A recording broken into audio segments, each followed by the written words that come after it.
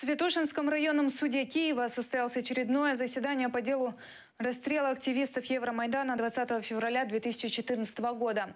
На этот раз свидетельствовал пострадавший активист из Ивано-Франковской области. Во время Майдана он был ранен огнестрельным оружием. Под конвоем по очереди в зал суда заводят 5 бывших беркутовцев. Их обвиняют в расстреле активистов на Майдане на улице Институтской в феврале 2014 года. Пострадавший активист Петр Ковальчук дает показания. Он из Ивано-Франковской области. Зобов'язуюсь говорити суду правду и тільки правду. Зобов'язуюсь суду говорити правду и тільки правду. Говорит, неоднократно приезжал на Майдан помогать людям. Там же получил ранение из огнестрельного оружия. Я відчув тепло, і як вже от куля безпосередньо рухається, от так вона мені попід шкіру. Оце я чув, як вона мені лізла. З правої сторони, так як вона зміщалася вліво. Оце я чув. І потім вже, що мені так би, чи здавалося, чи що всередині, що так би от булькотить, і я так тоді починаю втрачати свідомість.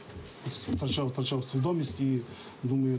Он был одет в джинсы и куртку. Единственное средство защиты – голубая каска на голове и самодельный щит. На суде показали, как раненого активиста забирали с места обстрела его собратья. Поховалися, що стоять за машиною, обігають, ще будуть стріляти. Активист получил огнестрельное слепое ранение из стабильного оружия, утверждают в Генеральной прокуратуре. Стрелял экс-беркутовец, который сейчас находится в розыске. Пана Ковальчука було вилучено кулю калібру 7,62 на 39. Саме такою зброєю була озброєна спецрота «Беркуту». За висновком судово-балістичних експертиз ця куля ідентифікована як випущена з одного з автоматів, які були на озброєнні цієї спецроти «Беркуту». Ми обвинувачуємо цих бійців спецроти, те, що не діяли як єдиний спільним умислом. У адвокатов экс-беркутовцев своя версия. Поранення він отримав в задню лопатку, де перебував сектор готель «Україна» або Майдан.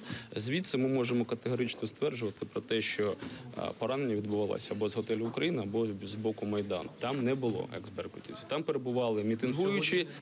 После того, как суд выслушал все стороны, заседание перенесли на 26 января. Эльвина Сидбулаева, Ислам Пинка, Заман, АТР.